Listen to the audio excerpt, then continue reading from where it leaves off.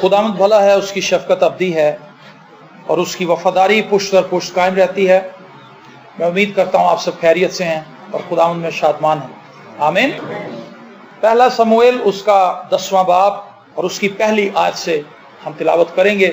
इसकी 7वीं आयत तक पढ़ेंगे। पहली सात आयत पहला समूएल उसका 10वां बाब और पहली आयत से खुदावंद के जिंदा कलाम में लिखा है, फिर समूएल ने तेल की कुप्पी ली और उसके सर पर उंडेली और उससे चूमा और कहा कि क्या यही बात नहीं कि खुदावंद ने तुझे मसा किया था कि तू उसकी मिरास का पेशवा हो। जब तू आज मेरे पास से चला जाएगा तो सलीसा में जो बिन्यामीन की सरहद में है, राहल की गोर के पास 2 शख्स तुझे मिलेंगे और वो तुझसे कहेंगे कि वो गधे जिनको तू ढूंढने गया था मिल गए, और देख अब तेरा बाप गधों की तरफ से बेफिक्र होकर तुम्हारे लिए फिक्रमंद है और कहता है कि मैं अपने बेटे के लिए क्या करूं। फिर वहां से आगे बढ़कर जब तू तबूर के बलूत के पास पहुंचेगा तो वहां 3 शख्स जो बैतेल को खुदा के पास जाते होंगे तुझे मिलेंगे। एक तो बकरी के 3 बच्चे, दूसरा रोटी के 3 गिरदे और तीसरा मैं का एक मशकीजा लिए जाता होगा, और वो तुझे सलाम करेंगे और रोटी के 2 गिरदे तुझे देंगे। तू उनको उनके हाथ से ले लेना और बाद में तू खुदा के पहाड़ को पहुंचेगा जहां फिलिस्तियों की चौकी है, और जब तू वहां शहर में दाखिल होगा तो नबियों की एक जमात जो ऊंचे मकाम से उतरती होगी तुझे मिलेगी, और उनके आगे सितार और दफ और बांसुरी और बरबत होंगे और वो नबूवत करते होंगे। तब खुदावंद की रूह तुझ पर जोर से नाजिल होगी और तू उनके साथ नबूवत करने लगेगा और बदल कर और ही आदमी हो जाएगा। सो जब ये निशान तेरे आगे आए तो फिर जैसा मौका हो वैसा ही काम करना, क्योंकि खुदा तेरे साथ है। आमीन। तब खुदावंद की रूह तुझ पर जोर से नाजिल होगी और तू उनके साथ नबूवत करने लगेगा और बदल कर और ही आदमी हो जाएगा। ये बनी इस्राएल का पहला बादशाह है जिसके ताल्लुक से बात हो रही है। साउल ये अपने बाप के गधे ढूंढने के लिए निकला है, लेकिन इससे पहले कि ये इस जगह पर पहुंचता, खुदा ने अपने नबी से कलाम किया कि मैंने जिस शख्स को बनी इस्राएल का बादशाह होने के लिए मुकर्रर किया है वो फलां वक्त में तुझे मिलेगा। और ये यहां से चलते हैं, ढूंढते उस इलाके के पास पहुंच जाते हैं जहां पर खुदा का नबी मौजूद है। और इसके साथ जो साउल के साथ इसका साथी है, साउल ने कहा कि हम बहुत आगे निकल आए हैं, हमें वापस चला जाना चाहिए, क्योंकि ये ना हो कि बाप जो है वो जानवरों की तरफ से अपनी फिक्र हटाकर हमारे लिए फिक्रमंद हो जाए, हमें वापस जाना चाहिए। इसके दोस्त ने कहा कि इससे पहले कि हम वापस जाएं, यहाँ पर एक गैबीन है, एक नबी है, हम उसके पास जाते हैं, उससे दरियाफ्त करते हैं, वो हमें बताएगा कि गधे कहां पर गए हैं। उसने कहा लेकिन हमारे पास तो उन्हें देने के लिए कुछ नहीं है। उसने कहा मेरे पास कुछ चांदी के सिक्के हैं, हम उन सिक्कों को लेकर उसके पास हाजिर होंगे और शुक्रगुजारी के तौर पर उसे देंगे और फिर खुदा उसकी रहनुमाई करेगा और सब कुछ हमें बता दिया जाएगा। आखिरकार ये वहां पर पहुंच जाते हैं और खुदा चूंकि पहले ही अपने नबी से कलाम कर चुका था कि इस शख्स को मैं तेरे पास भेज रहा हूं, ये खुदा का इंतजाम था कि वो वहां पर पहुंचता और ये आपस में मिल जाते हैं। और इससे पहले कि वो उससे पूछता कि गधे कहां पर हैं, तो सैमुएल उसे बताता है कि तू फिक्रमंद ना हो, गधे तेरे बाप को मिल गए हैं और आज तुम यहां पर मेरे साथ ठहरोगे, मैं तुम्हें खाना खिलाऊंगा और खुदा ने जो कुछ मेरे दिल में रखा है वो मैं तुझे कहूंगा, उसके बाद तू वापस अपनी जगह पर लौट जाना। खुदा ने उसे कहा था कि तू इसे इस्राएल का बादशाह होने के लिए चुनना। ये एक आम शख्स है, लेकिन इस पूरे पैसेज के अंदर जो चीज मुझे सबसे ज्यादा इंस्पायर करती है, हैरान करती है, वो ये है कि समूएल जो खुदा का नबी है वो साउल को एक ऐसी बात बताता है, एक ऐसी चीज बताता है जिसके ताल्लुक से साउल तैयार नहीं है, ना ही उसका जहन है कि वो खुदा से उसका रूह मांगे, लेकिन खुदा ने एक गिफ्ट के तौर पर उसे ये ब्लेसिंग देनी थी। और मैं ये तसव्वुर करता हूं, मेरे दिल में ये ख्याल आता है, बाइबल मुकद्दस इसको सपोर्ट भी करती है इस ख्याल को,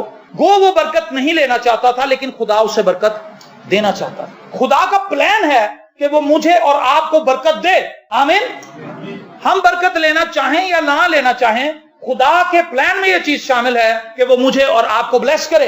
साउल खुदा का रूह लेना नहीं चाहता था, उसके ज़हन में ये बात भी नहीं थी, लेकिन खुदा चाहता था कि वो अपने बंदे को मसा करे। और लिखा है जब खुदा का रूह तुझ पर नाजिल होगा तो तू नबूवत करेगा और बदल कर और ही आदमी हो जाएगा। खुदा चाहता है कि हम बदल जाएं, हम बदल कर और ही पर्सनैलिटी बन जाएं, हम जलाली बन जाएं, हम जोर से भर जाएं, हम मसा से भर जाएं, हम खुदा की कुदरत से भर जाएं, हम खुदा के जलाल से भर जाएं, हमारी जिंदगी से खुदा की कुदरत बहे।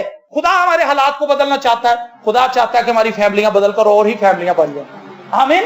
वो हमारी फैमिली से अपना जलाल जाहिर करना चाहता है। वो चाहता है कि मैं और आप उसकी हजूरी में वक्त गुजारें, मैं और आप उसके मसा से भर जाएं और वो जलाली काम करें जो खुदा के रूह के सबब से होते हैं। साउल ने इससे पहले कभी नबूवत नहीं की थी, लेकिन उसने कहा कि तू नबूवत करेगा, और उसके बाद साउल के लिए ये बात मशहूर हो गई कि साउल भी नबियों ही में से है। मैं आपको ये बात बताना चाहता हूं कि जब खुदा का रूह मेरी और आपकी जिंदगी पर नाजिल होता है तो हम बदल जाते हैं, हम पहले जैसे नहीं रहते। लेकिन अफसोस आज मसीही जिंदगियों के अंदर रूह का भाव नजर नहीं आता, खाली जिंदगियां हैं, बंजर जिंदगियां हैं। अभी हम गीत गा रहे थे, रूह की बारिश बरसा जाती है, खुदावंद की शिफा आती है। जब रूह की बारिश बरसती है, जब खुदा का रूह मूव करता है तो फिर शिफा भी होती है, बंधन भी टूट जाते हैं, हैरान कुन काम रूनुमा होते हैं। अगर आप बाइबल मुकद्दस को पढ़ें, बगौर पढ़ें, पढ़ते जाए तो आपको खुदा के रूह के वसीले से अजीबोगरीब काम होते हुए नजर आएंगे। दाऊद ने कैसे मारा था जाति जूलियत को? एक पत्थर ही मारा था, लेकिन उस पत्थर के अंदर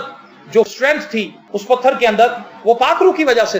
किसी खादिम ने बड़ी खूबसूरत बात कही, उसने कहा वो पत्थर नहीं था, वो पाक रूह का गोला था जो जाति जूलियत को लगा था, और जाति जूलियत मर गया था, हलाक हो गया। मेरी और आपकी जिंदगी बदल जाएगी जब खुदा का रूह हम पर ठहरेगा, जब खुदा का रूह हम पर नाजिल होगा।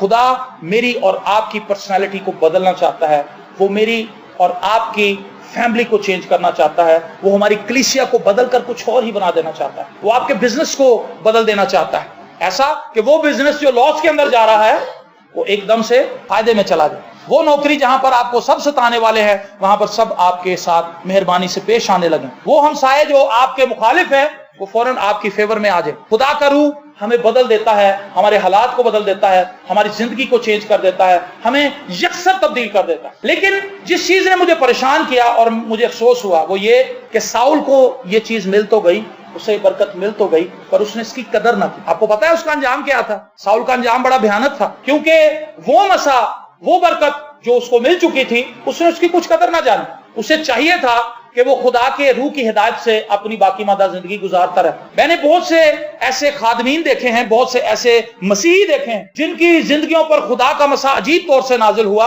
और खुदा उनके जरिए से अजीबोगरीब काम करने लगा, लेकिन दौलत ले बैठी हूं, शोहरत ले बैठी हूं। वो खुदा के कलाम से सिरकते सिरकते सिरकते सिरकते बिल्कुल ही बाहर निकल गए और उन्होंने खुदा के कलाम से हटकर बातें करना शुरू कर दी, अपनी मर्जी पर चलने लगे, फड़े मारने लगे, और वो समझने लगे कि शायद ये सब कुछ मेरी ही वजह से हो रहा है। शमसून की जिंदगी क्या थी? शमसून क्या था? खुदा का नजीर था और खुदा का रूह उस पर ठहरा हुआ था, उस अहद के सबब से जो खुदा ने उसके साथ बांध रखा था। और खुदा ने उसकी मां से कहा था कि ना तो तू कोई नशावर चीज पीना, ना ही इसे पिलाना, ये इसका आदी ना हो, क्योंकि ये मेरा नजीर है और जो बाल इसके हैं ये ना कटें। दर हकीकत वो बाल जो थे वो खुदा के साथ अहद था उसका। लेकिन पूरी हिस्ट्री के अंदर, इंसानी तारीख के अंदर इससे ज्यादा जोरावर शख्स शायद ही कोई, जो पूरा फाटक उखेड़ लेता है और जबड़े की एक हड्डी से 1000 बंदों को मार देता है। जब खुदा का उस पर नाजिल होता था तो जिन रस्सियों के साथ वो स्पेशल रस्सियां बनवा के लाए थे फिलिस्तीन, उसको बांधने के लिए कि हम इतनी मजबूत रस्सियां लेकर जाएंगे कि उसको इस तौर से बांध लेंगे कि वो उससे छुटकारा ना पा सकेगा और हम उसको जेल में डाल देंगे। लेकिन लिखा है उसने उनको एक झटके से ही तोड़ दिया। कैसे? खुदा का रूह उस पर नाजिल हुआ और खुदा के रूह के वसीला से उसने गैर मामूली काम करना शुरू कर दिया। लेकिन आहिस्ता आहिस्ता आहिस्ता आहिस्ता उसकी निगाह खुदा से हटनी शुरू हो गई और उसने निगाहें किन चीजों पर लगा ली? दुनियावी चीजों, लड़कियों के पीछे लग गया और अजीबोगरीब काम करने लगा, जिद करने लगा अपने बाप से। उसने कहा, बेटा क्या गैर कौमों को छोड़कर हमारी कौम के अंदर कोई बच्ची खूबसूरत नहीं है? कोई ऐसा खानदान नहीं है जो इज्जत वाला हो, जो तुझे पसंद आए? किसी भी फैमिली की तू बात कर, मैं उससे तेरी शादी करवा दूंगा। उसने कहा, नहीं, मुझे वही लड़की पसंद आती है, मैं उसे ही पसंद करता हूं और मैं उसी से शादी करना चाहता हूं। और आहिस्ता आहिस्ता गैर अक़वाम की तरफ उसका रुख होने लगा और फिर उसने अपनी जिद की। और खुदा के कलाम के मुताबिक ये बात नहीं थी। खुदा ने मना फरमाया है कि गैर कौमों में तुम शादी ना करना, और वो तो मखसूस शुदा शख्स था, लेकिन उसने इसकी कुछ कदर ना जानी। और हुआ क्या, उस औरत के जाल में ऐसा फंसा कि उसने अपना अहद तोड़ दिया। क्या किया उसने? अहद तोड़ दिया। कैसे? उसने ना सिर्फ उस राज को खोल दिया, बल्कि इतना गाफिल हो गया कि उसके बाल भी उस औरत ने काट दिए, उसको पता न चला। वो इतना इजी हो गया। समटाइम हम बहुत इजी हो जाते हैं। याद रखें, ये बड़ी खास चीज है। खुदा का मसा जिस शख्स पर आ जाए, हो सकता है आप ये कहें कि जनाब मैं तो सिगरेट पीता हूं, मुझ पर खुदा का मसा नहीं आएगा। बहुत से लोग ये सोच सकते हैं। एक शख्स ने मुझे कहा था, उसने कहा, मैं शराब पीता हूं, मुझ पर खुदा का मसा नहीं आ सकता। मैं सिगरेट पीता हूं, मुझ पर खुदा का मसा नहीं आएगा। मैं अपनी बीवी को मारता पीटता हूं, मुझे खुदा ये मसा नहीं दे सकता। मैंने कहा सर दे सकता है, लेकिन आपको थोड़ा सा तैयार करना पड़ेगा अपने आप को। कहता जी क्या तैयारी है? मैंने कहा तैयारी ये है कि आप खुदावंद यीशु मसीह के पास आए, उससे कहें कि खुदावंद मैं गुनाहगार हूं, इकरार करें पहले, और उसके खून से धुल जाएं और उसके कलाम के मुताबिक जिंदगी बसर करना शुरू कर दें और खुदा से मदद मांगें। खुदा आपको अपना मसा दे देगा। उसने कहा जी मैं खुदा से दुआ तो कर लूंगा, लेकिन मैंने तो कई दफा इकरार किया खुदा से, मैं सिगरेट नहीं छोड़ सका, शराब भी नहीं छोड़ सका, मेरे लिए मुमकिन नहीं है। मैंने कहा सर आपने अपनी कोशिश से उसे छोड़ने की कोशिश की, जब आप खुदा से कहेंगे कि इसे छुड़वा दे तो वो ख्वाहिश ही आपके अंदर से खत्म हो जाएगी। ऐसे तजर्बात है मेरे पास। मैंने अपनी जिंदगी में बहुत सी ऐसी चीजों को निकाला है जो मैं खुद नहीं निकाल सकता था। मैंने घुटने टेक कर खुदा से दुआ की, मैंने कहा खुदावंद ये मुझसे तो नहीं हो सकता, लेकिन तुझसे तो सब कुछ हो सकता है। सिगरेट मैं पीता नहीं था, पान भी नहीं खाता था, फिल्में बहुत देखता था, और इसकी ख्वाहिश इतनी शदीद थी कि जब मैं किसी भी सिनेमा हॉल के आगे से जाता था मैं टिकट लेने के बगैर रह नहीं सकता था। और मैंने कई फिल्में देखी हुई थी, मैं दोबारा देखने के लिए घुस जाता था। सिनेमा हॉल की अट्रैक्शन इतनी ज्यादा थी कि मैं उसे छोड़ नहीं सकता था। लेकिन मैंने 13 साल उस जगह पर काम किया है, मैक्लोर रोड पे। 13 साल में एक दफा भी मैं दोबारा कभी सिनेमा हॉल में वापस नहीं गया। आमीन। क्यों? क्योंकि खुदा ने उस ख्वाहिश को मेरे अंदर से निकाल दिया। मैंने खुदा से कहा था, मैंने खुद नहीं कोशिश की। बहुत से लोग इसलिए मात खा जाते हैं कि वो खुद कोशिश करना शुरू कर देते हैं और वो कहते हैं कि मैं सिगरेट छोड़ूंगा, मैं शराब छोड़ूंगा, मैं गालियां छोड़ूंगा, मैं हर किस्म की बुरी आदतें जो मेरे अंदर हैं आप देखेंगे मैं इनको चेंज कर लूंगा। वो 1-2 दिन उसकी प्रैक्टिस करते हैं, लेकिन चौथे 5वें दिन वो दोबारा वही काम कर रहे होते हैं, उससे ज्यादा कर रहे होते हैं। मैंने देखा है लोगों ने 2 सिगरेट जेब में डाले होते हैं। आप उनसे पूछें कि ये क्या है, वो कहते हैं हम आजकल सिगरेट छोड़ने की प्रैक्टिस कर रहे हैं। हम कम कर रहे हैं, पहले हम 20 सिगरेट पीते थे, अब मैं सिर्फ 2 सिगरेट पीता हूं। लेकिन थोड़े दिनों के बाद उस शख्स की जेब में बड़ी डब्बी होती, वो ख्वाहिश डबल ट्रिपल होकर वापस आती, क्योंकि उसने अपनी मंशा से, अपने जोरे बाजू से उसको छोड़ने की कोशिश की। नाकाम हो, तू बदल कर और ही आदमी हो जाएगा। जब खुदा का रूह हम पर नाजिल होगा तो कुछ भी मेरे लिए और आपके लिए नामुमकिन नहीं होगा। Praise the Lord. जब मैंने नई तौबा की तो एक जगह पर हम गए, मैं उस वक्त बिल्कुल नौजवान था, 19 साल का था जब मैंने खिदमत करनी शुरू की। तो 19 साल की एज में महमूद बूटी एक जगह पर हम खुदा की खिदमत करने के लिए गए कुछ साथियों के साथ। तो वहां पर एक बुजुर्ग औरत थी जिस पर लश्कर था, उसके अंदर लश्कर था, और वो बहुत ज्यादा प्रॉब्लम क्रिएट करती थी दुआ के अंदर। और वो लोग कहने लगे कि ओहो अम्मा जी इतने आ गए ने, तो बहुत प्रॉब्लम क्रिएट, चीखा बड़ियां मार दी। मुझे नहीं पता था कि ये क्या है। फर्स्ट टाइम मैंने बदरूहों का सामना किया था। मैंने ना निकलती हुई देखी थी कभी और ना ही बदरूहों की हाजिरी देखी थी। मैं बिल्कुल ना तजर्बाकार शख्स था। और जब उन्होंने कहा कि इसके अंदर लश्कर है तो मेरे पसीने छूट गए। मैंने कहा खुदावंद पहले देड़ी आया इबारत दे लश्कर टकरा देता था। और दुआ करने लगे। वो जो मेरे साथी थे वो कुछ सीनियर थे, लेकिन वो इतने भी सीनियर नहीं थे कि वो लश्कर को निकाल देते। लेकिन याद रखें, लश्कर हो चाहे एक बदरू हो, खुदा के फजल से ही निकलती है और खुदा के रूह की बदौलत निकलती है। मुझे उस दिन इसका तजर्बा हुआ जब हम दुआ कर रहे थे और उसने चीखें मारनी शुरू कर दी। उसने अपना काम उठा दिया, शैतान ने। वो दुआ को खराब करना चाहता था, इबादत से लोगों का ध्यान हटाना चाहता था। खुदा ने मुझे कहा कि तू अपना हाथ जाके उस पर रख दे और उसे हुक्म दे कि वो यीशु के नाम से निकल जाए। पहले तो मैं घबराता रहा, मेरा दिल फड़फड़ाता रहा मेरे अंदर। मैंने कहा खुदावंद क्या करूं, ये तो बहुत मुश्किल है। इस औरत ने अगर आगे से हाथ उठाया और लश्कर ने मुझ पर अटैक कर दिया फिर क्या हुआ। लेकिन बिलाखिर खुदा का रूह मुझ पर नाजिल हुआ और मैं जो डरपोक आदमी था, मैं डरपोक न रहा। मैं इतना दिलेर हो गया, मुझे ऐसे लगेगा पता नहीं मैं क्या हूं और मैं इस लश्कर को मसल के रख दूंगा। और जब मैं गया और मैंने उस पर हाथ रखा तो वाकई ऐसे पिघल गया जैसे मोमबत्ती पिघलती है।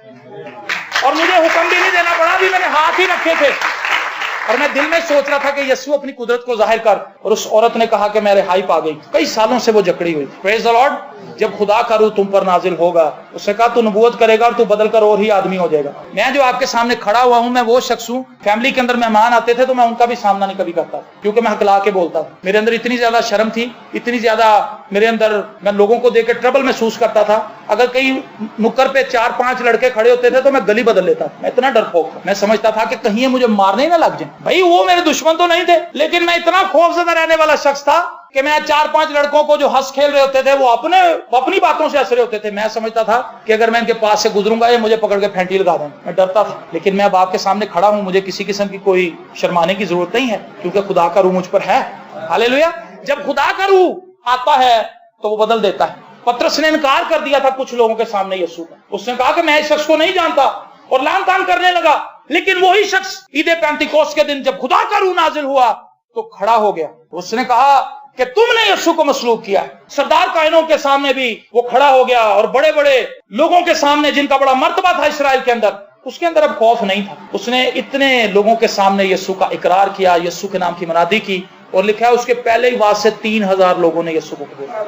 जब खुदा का रूह तुम पर नाजिल होगा तुम बदल कर और ही हो जाओगे। क्या आप बदलना चाहते हैं? आप बदलना चाहते हैं? आप चाहते हैं आपकी जिंदगी बदल जाए? आप चाहते हैं आपकी जिंदगी से वो सब बातें निकल जाएं जो खुदा के कलाम के मुताबिक नहीं है? तो फिर खुदा के रूह को मांगना शुरू करें। बहुत से लोग यहाँ पर ऐसे जिन्होंने पहले से तौबा कर रखी है, बपतिस्मा भी लिया हुआ है, खुदा के साथ चलने का अहद भी किया है, लेकिन याद रखें जब तक हम खुदा के रूह को अपनी जिंदगी में मांगते नहीं हैं, यहां पर लिखा है तू उनके साथ नबूवत करने लगेगा और बदलकर और ही आदमी हो जाएगा। साउल ने सिर्फ क्या किया है? उसने यकीन किया। That's it. इससे आगे की और कोई बात नहीं। हमने क्या करना है? यकीन करना है कि खुदा अपना पाक रूह हमें देना चाहता है, खुदा अपनी ब्लेसिंग हमें देना चाहता है, खुदा अपने रूह का मसा हमें देना चाहता है ताकि हम अजीबोगरीब काम करें, ताकि खुदा का जलाल जाहिर हो और लोग जान जाएं कि यीशु कल आज और अब तक यकसा है। आज कलीसियाओं के अंदर मुर्दापन इसीलिए पाया जाता है क्योंकि रूह का कोई बहाव नहीं है, रूह की कोई तालीम नहीं है, रूह की बाबत कुछ बताया नहीं जाता, लोगों के अंदर ये भूख और प्यास ही नहीं है। आज तक इतने सालों में हमारे पास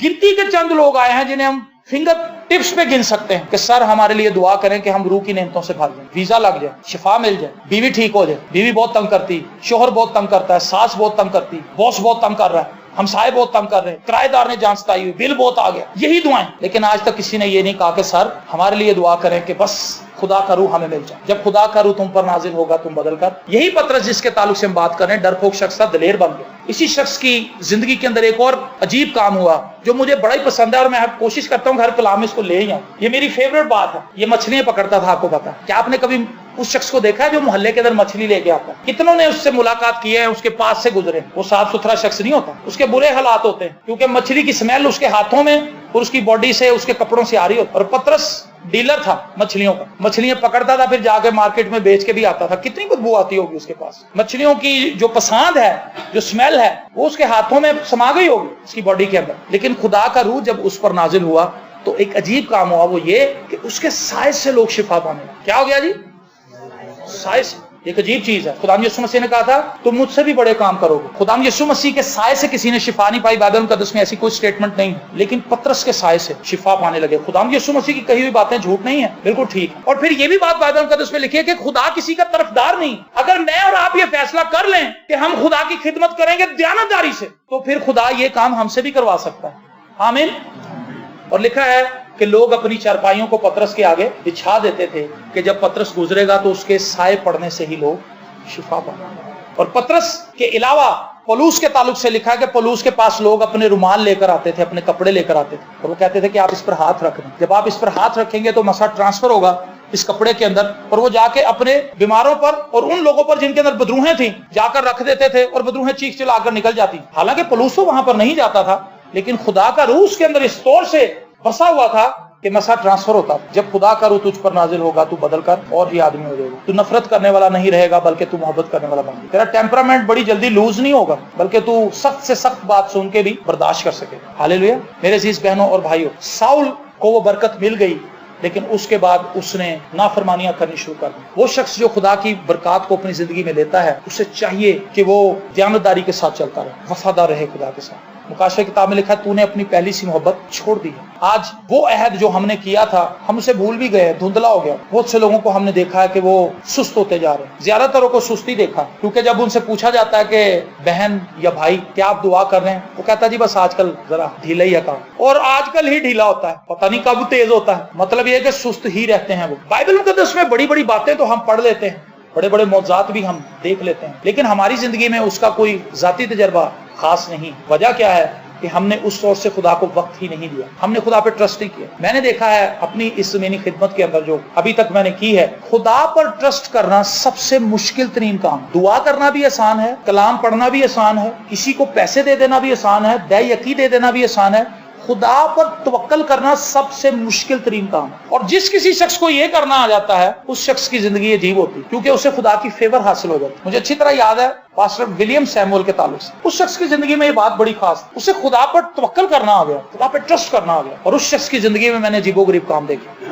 हमें याद है कि एक इबादत के अंदर एक शख्स को हमने देखा था, वो बुजुर्ग आदमी था, और उसके पूरे सर पे इतने मोटे मोटे आलू बने हुए थे, और वो तकलीफ के अंदर मुब्तला था, और वो बूढ़ा शख्स था। उसके घर वालों ने जब इबादत शुरू हुई तो उसको बिल्कुल पीछे बिठा दिया जूतियों के पास, और एक पीढ़ी सी थी टूटी हुई, उसके ऊपर उसको बिठा दिया, और वो मुसलसल अपनी आंखों से आंसू पहुंच रहा था क्योंकि उसके सर में दर्द थी, तकलीफ बहुत ज्यादा। और वो इतने अजीब लोग थे कि उन्हें एक भी ज़बूर नहीं आता, अगर आता था तो शायद वो जिद्दी थे, वो गाना नहीं चाहते। उन्होंने ना तो परस्तिश की ना दुआ में उनका कोई ध्यान, लेकिन खुदा तो अपने नाम की गैरत रखता है। जब इबादत खत्म हो गई, चूंकि इबादत में कुछ था ही नहीं, इसलिए ना कलाम लंबा हो सका, ना गीत ज्यादा गाए गए, ना ज्यादा दुआएं हुई, और वो इधर उधर देखते रहे लोग, कोई अपने मोबाइल को छेड़ रहा है, कोई कुछ कर रहा है। लेकिन जब इबादत खत्म हो गई तो बाहर जाने लगे, तो उस बुजुर्ग ने रोते हुए कहा पादी साहब से, विलियम सैमुअल से, उसने कहा बेटा भाई साहब जरा मेरे लिए दुआ कर दो, मेरी बड़ी तकलीफ है, कई साल तो मैं मुसीबत फंसे हैं, ना मैंने मौत आती है ना मैंने शिफा मिलती। वो जब उसके सर को देखा तो उसका सर देख के अजीब सी कैफियत तारी हो गई सब, लेकिन खुदा का रूह नाजिल हुआ अपने बंदे। हालेलुया। उन्होंने कहा कोई गल नहीं बाबा जी, ताड़ी दुआ करना, और उसने उनके एक आलू के ऊपर उंगली रखी और आलू अंदर। भाई साहब ने देखा कि आलू किधर, उन्होंने पूरे हाथ रखे, सारा सिर प्लेन। हालेलुया। आंखों के सामने,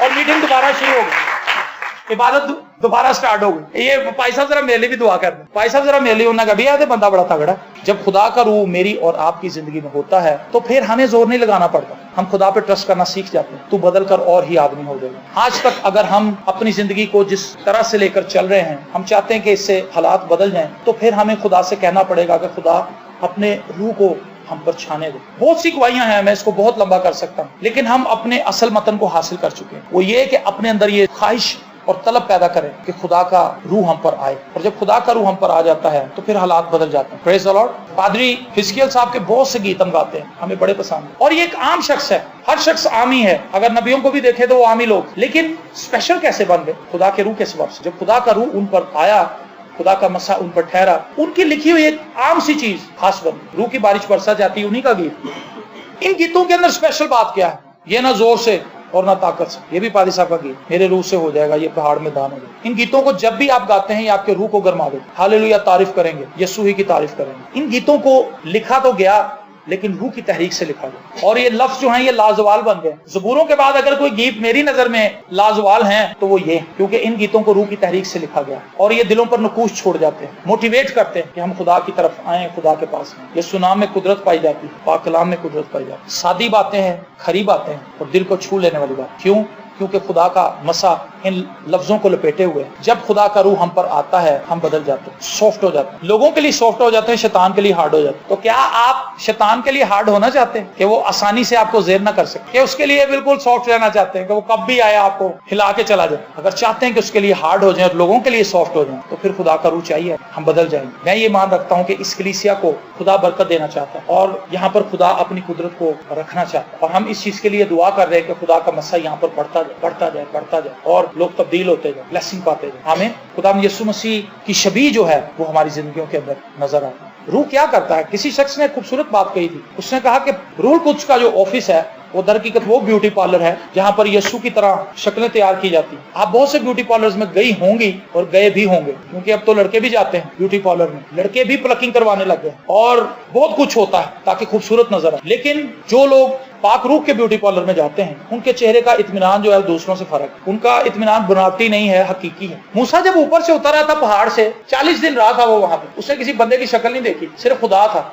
40 दिन उसके साथ, और उसने खुदा से बातें की, खुदा से अहकामात दिए थे। जब वो 2 लोहे लेकर नीचे उतरा तो लिखा है उसका चेहरा इतना ज्यादा चमकदार था कि बनी इसराइल उसको देख ना सके। खुदा की हुजूरी क्या चीज, जब हम उसकी प्रेजेंस में आते हैं बदल जाते हैं, ख्यालात इस तौर से तब्दील हो जाते हैं कि हम यकीन नहीं कर पाते कि मैं ही वो शख्स हूँ। बैनी हिन कहता है कि मैं जब अपने आप को कभी टीवी पर देखता हूँ खुदा की खिदमत करते हुए, कलाम सुनाते हुए, तो कहता मैं सोचता हूँ कि मैं ये नहीं हूँ, ये कोई और शख्स है। कहता मेरी बेटी एक दिन मुझे कहती कि पापा आप घर में तो कुछ और होते हैं, लेकिन जब आप स्टेज पर जाकर खड़े हो जाते हैं तो आप तो बदल जाते हैं। उसने कहा बेटा मैं तो वही होता हूँ, दर हकीकत खुदा का रूह मुझ पर आ ठहरता है, वो मुझे बदल देता है। हालेलुया। जब खुदा का रूह तुझ पर नाजिल होगा तो बदल कर और याद। मेरी दुआ है कि हम सब खुदा के रूह से भरते जाएं, खुदा के रूह से मामूर होते जाएं, ताकि मेरी और आपकी जिंदगी दूसरों के लिए बरकत का बाइस बन सके। हम अपनी गवाही से लोगों को मसीह के लिए जीत सकें, हम अपनी बातों से, अपने कामों से, अपने किरदार से लोगों को मसीह के पास ला सकें, उनको मसीह की खिदमत के लिए तैयार कर सकें, उनकी जिंदगी के अंदर अपने किरदार से ऐसी बेदारी पैदा कर सकें कि वो यीशु की तरफ आएं, के कलाम के साथ जुड़ जाएं, उसकी हजूरी में आएं और खुदा से बरकत पा सकें। God bless you.